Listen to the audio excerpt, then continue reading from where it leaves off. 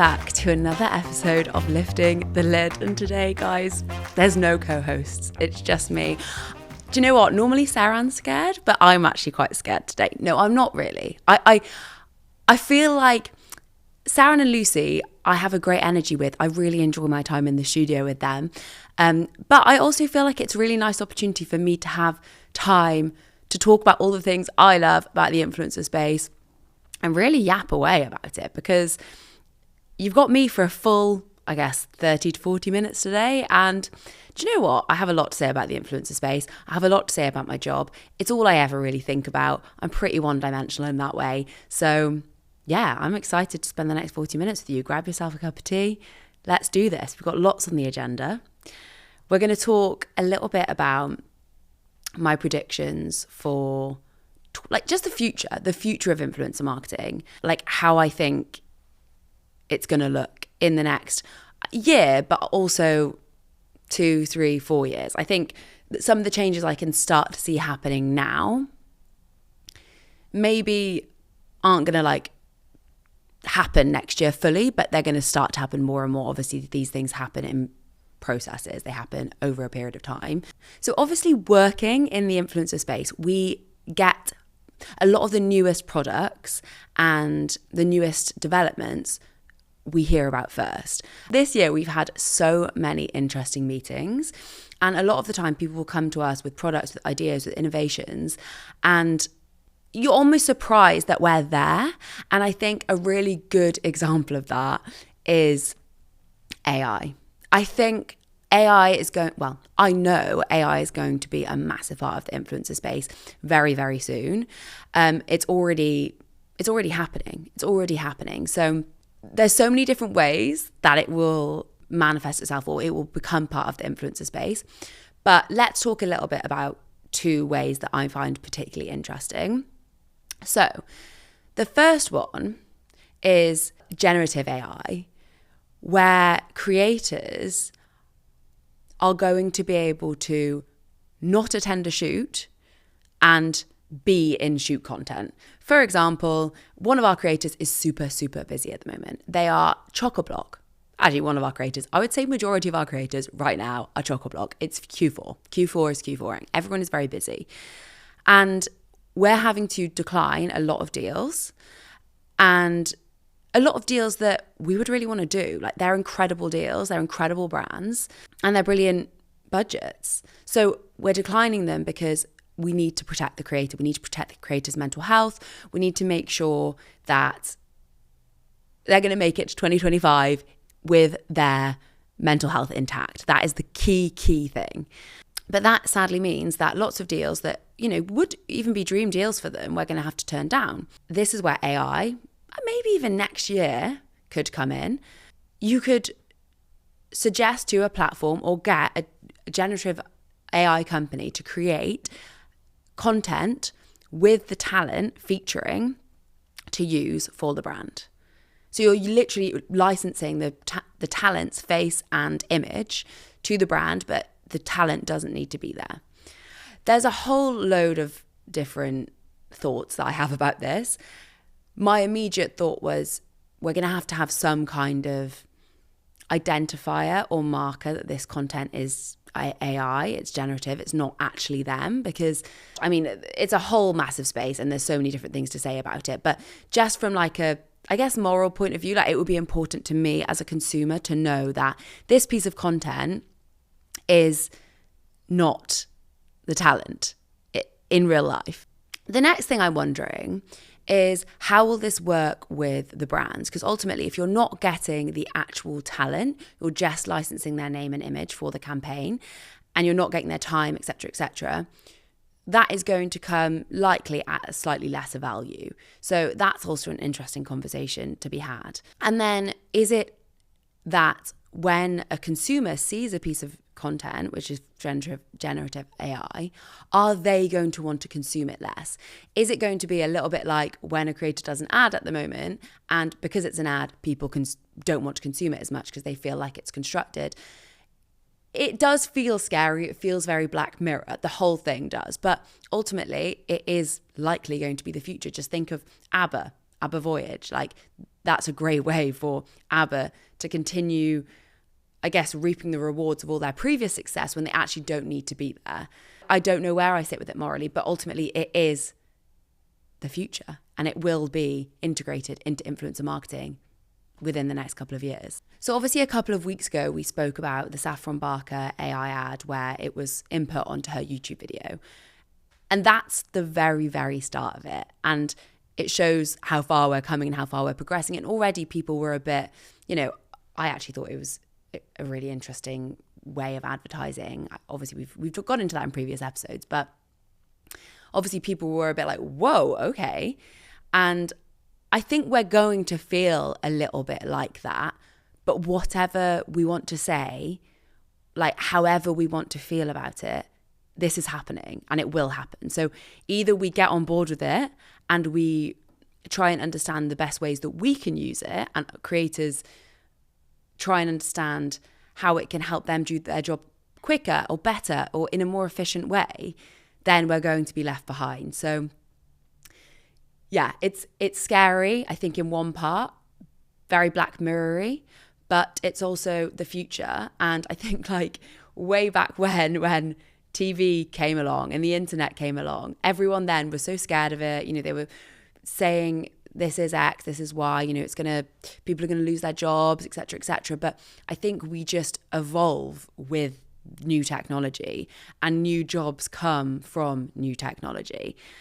So I'm not scared, I'm excited. And I feel like there's lots of really interesting ways that our creators can use it. Like that example that I just gave around creators. Some of our Sonias have been so busy. Like, is there a way that we can use AI to create exciting pieces of content, exciting advertising that actually consumers are going to enjoy, but it's using a mixture of the brand and generative AI, potentially?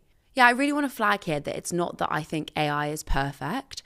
I think it has issues around sustainability, it has issues around the moral replacement of humans, but my personal opinion on it is that it isn't going to replace humans. I think it will always need that human touch. I think there will be, for example, in the same way that we talked about retrograde, how, AI is going to add so much efficiency to lots of people's roles, but you'll still need a human to check over it. You'll still need that human touch. So I think it's nuanced. It's very nuanced. And I think, but ultimately my kind of final say on it is that if you don't get on board, you will be left behind.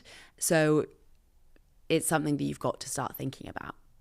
So the second thing that has been coming up quite a lot is, again, in the tech category, people trying to build tech to almost consolidate the influencer marketing process. So lots of agencies like Influencer and Goat, they have their own tech, they have their own platforms to manage the influencer marketing process. And we have our own system. We've built our own system using existing software that we use to manage creators in a way that suits us and our Sonias. And I'm sure lots of other management companies have their own versions of this. But we're getting a lot of tech companies or newly emerging tech companies reaching out for our advice. And I'm actually consulting for one, which I think has a lot of potential, to bring that all in one platform. So creators can literally be managed, find jobs, contract, brief, get paid, maybe even get paid forward, all through one app, which in my opinion, is just not there yet. I think a lot of these apps that I'm being shown, all of them kind of trying to do a slightly different thing. None of them compared to what I've built on existing software. However, A, there might be something out there that I've not been approached about, but B, I think it will come. And I don't think the whole industry is going to be consolidated onto one platform. I don't think necessarily that all brands are going to start working in that way, but I think there might be one kind of main platform that comes through in the next few years, which is a brilliant kind of one-stop shop for management. And I want to be part of that journey, and I'm really excited to be consulting on one of these apps and platforms that I think has a huge amount of potential.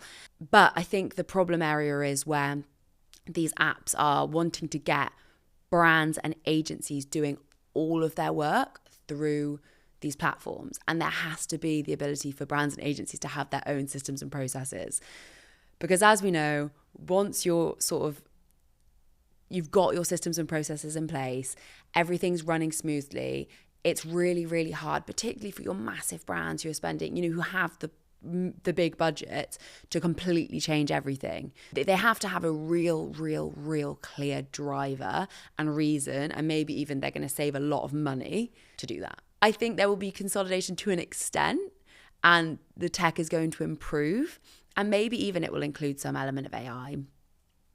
But I don't think it will be a one-stop shop altogether. I think there'll be still brands, agencies, and management companies will all use different software platforms, etc. And it's worth saying, we have been here before with other things in the industry. We've experienced agencies popping up, to create product brands of talent, and then them having their moment, and then maybe it not working out, and then some doing really well and now having grown and diversified into different things. And similarly, I think we'll see tech companies or these kind of software companies popping up, delivering products specifically for talent. Maybe it works for a moment, maybe they diversify, they listen to consultants, they continue to evolve, and perhaps they take the majority market share. But I think I'm just really starting to see the kind of buds of this, and I'm really excited to see where it goes in the next few years. Okay, the third one is something I'm really excited about. I recently did an interview, and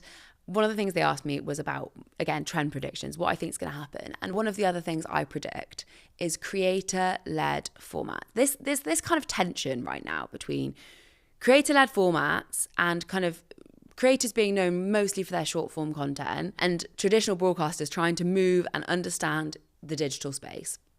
But what I'm seeing is digital creators who have been in the space for a long time, they've maybe built up a fair amount of capital. Lots of them are starting their own production companies for a start. A lot of them are maybe more podcast based. But I think podcast is the first step, and I actually see long form content becoming very creator led.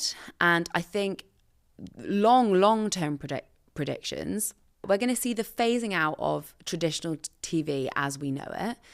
It's not going to be long until we don't have aerial TV. Everything is digital. Everyone's watching everything digitally on demand, etc., etc. But I think the next step on from that is creators and individuals who create content will be creating longer form formats that replace your kind of TV formats.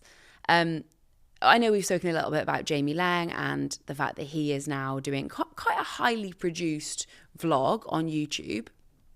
But also I'm speaking to and I'm getting calls from different investors, family offices, interested in investing in creators, people who know how to create content that people want to watch, to elevate it, to make it higher production, to get it on YouTube and create longer form formats developed, produced by creators that younger audiences want to watch. Even a bit like Mr. Beast, I guess, but it's kind of, that is where the creator industry, I think, will go. And also creators as individuals, they've been working in the creator space for a long time. Perhaps they've built up capital. Perhaps they want to invest that in some way.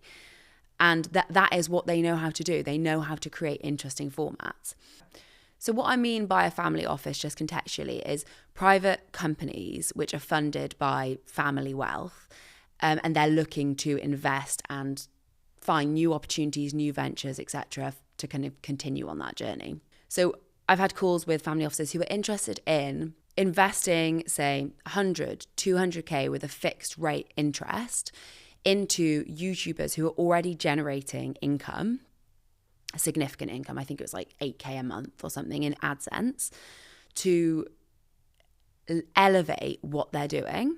And then they will take back that fixed rate interest over a period of time from the creator.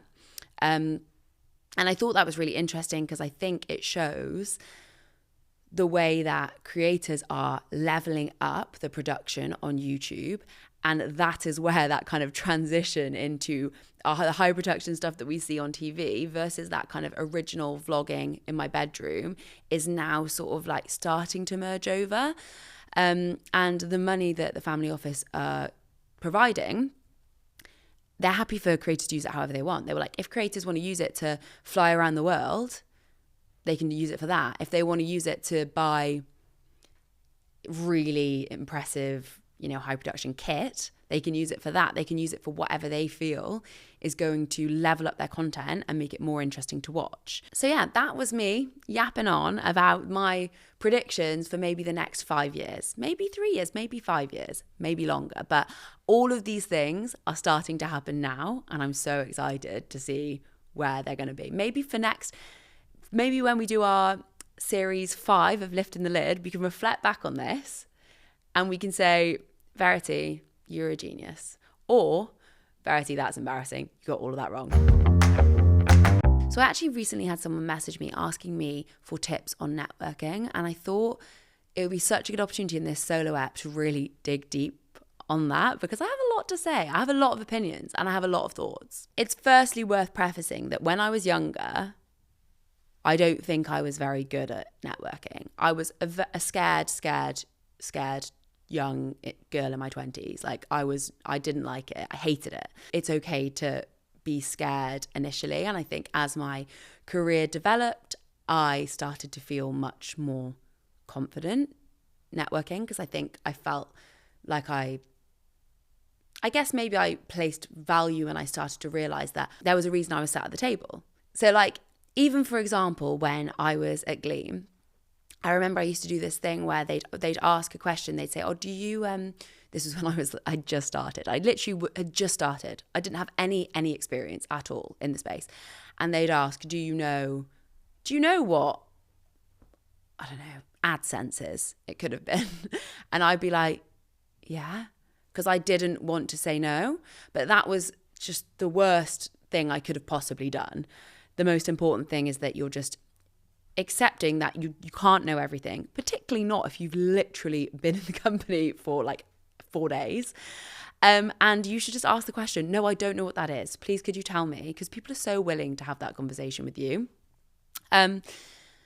So yeah, I think it's really worth remembering, if you are in your early 20s, if you're scared, or not even in your early 20s, because you can be scared of networking at any point. If you're scared or feeling imposter syndrome or feeling like you shouldn't be in the room, remember it's so normal to have those feelings. And the people who you look at, who you think don't feel scared, either probably do feel scared or have once felt scared. So it's completely normal to feel all of those feelings. But I have some key tips for if you want to start the networking journey. So tip number 1 is, if you're not sure, ask questions. And I don't mean complicated questions. I don't mean you need to say, like, what are your trend predictions for the influencer space in the next 3 years? You don't need to say stuff like that. You can literally just go as simple as, how are you? What have you been up to? What have you been working on lately?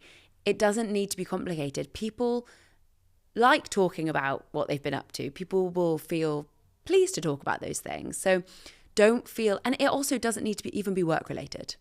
Do you have pets? Have you been on holiday recently? Anything, just ask questions. And once you get the other person talking, it's actually just less pressure on you. And you can start to feel a little bit more comfortable in that environment. And then when you're feeling a little bit more comfortable, you can then start speaking, conversing in a way that you'd want to present yourself, and in a way that feels authentic to you because you're feeling comfortable. Which leads me on to tip number 2. You're building a relationship, you're not making a sale. And I think that's where, when I was younger, I went a bit AWOL. I was immediately going in with the sale. And I think it's hard because you're thinking, right, I'm networking, must be serious, must be talking about business. But the best advice that Dom from Gleam ever gave me was 90% of your business meetings shouldn't be about business. And I think that's so true. You should be forming a relationship. You should be understanding what their wants and needs are, what gets them, like what gets them excited and understanding their why. So you can do good business together if those things align. Point number 3 is once you've found a networking event that you think is relevant, there are people there that you want to speak to specifically. My best piece of advice is go alone. Don't bring a friend. Don't bring a colleague. Go by yourself, because it's only in going by myself to these sorts of events that I actually strike up conversations with people, because there is an element of pressure there for me to do so. I think the mistake lots of people make is they go to these events and then they sit with their colleagues the whole night, or they sit with their friends the whole night, or whoever it is that they bring with them. And it's a real missed opportunity, because you're using that time, space, energy up, and you're not having the conversations that you need to have. I personally find when I'm by myself, I will approach groups of people who are already having a conversation. I will approach individuals who I see by themselves, and I will ask them what they do, and I'll spark up a conversations, and I'll work on that relationship building piece that we've spoken about in tips 1 and 2. And that's where the most interesting conversations happen. And it might feel scary, but just take a deep breath and go for it. And remember, all you need to do is have a normal conversation with them. You don't need to be asking them really, really impressive questions. Okay, so tip number 4 is around weighing up where your energy is best spent. For me, the best networking I've ever done is online networking. So where I've been building my personal brand, I've found amazing people. I found Producer Sophia through my personal brand. You find people who are aligned with what you are doing, who are interested in what you are doing, who want to help you on your journey, as opposed to potentially being in a room with 50 people who none of which are actually moving in the same direction as you, or have the same intentions as you, or, are interested in working with you. Caveating that I do think it's important to form relationships in real life as well. But I think particularly for young people who, perhaps it's expensive to go to these events. It's time consuming to go to these events. You might have a 9 to 5. You might, for whatever reason, it just might be difficult to actually get to these events in real life. You might have a child. Think about how you can weigh up the balance of in real life versus building your personal brand.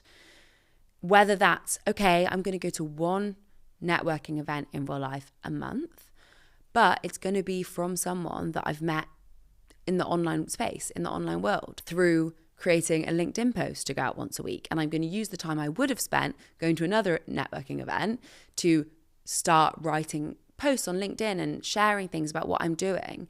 There have been so many connections that I've made with people who create content. So Nia, who's our social media exec, she has a following on LinkedIn. Lucy, who is our junior talent manager, my co-host, she created a YouTube channel when she was younger. I was really impressed by that. I thought it was great. I loved that Nia could write. So for other people who've applied for jobs at TBH, I would look at their personal, I would look online to see if they had anything online to show what they were all about, what their interests were. So think about how you can start writing a LinkedIn post a week, creating a piece of content once a week, so you can start meeting people who are interested in what you're doing and are looking for someone just like you and have found you because of the wonderful algorithms, and start making headway in your career that way, whilst also making sure to build and nurture those relationships in real life and also attend networking events. But remember that online networking is also at your fingertips. Wow, that time really flew. I really enjoyed that. Why do I feel like that was semi-therapy for me? I just really got to talk about all the things I love so much. A lot of it I was slightly concerned it was a little bit dry. To me, very interesting. You're going to have to tell me whether you found it interesting. Tell me what you think about these solo apps. Tell me if you want more of them. Tell me what sort of thing you'd want me to cover. And also, guys, please feel free to share the podcast where it feels comfortable and where it's something you feel you'd want to share, because it really does mean the most to us. And it also means that we can continue making these episodes and even making them better and better. God, that sounds like Stephen Bartlett, doesn't it? But, he always says, we can continue getting better guests and get it better, upping the production levels. We can do all of those things if you just share our podcast. And don't forget that you can watch the episodes on YouTube and Spotify, and you can come follow us on socials at Lifting the Lid Pod and at TBH Talent. And that's it. That is the first solo episode done. Thank you so much for listening, and we'll see you next time.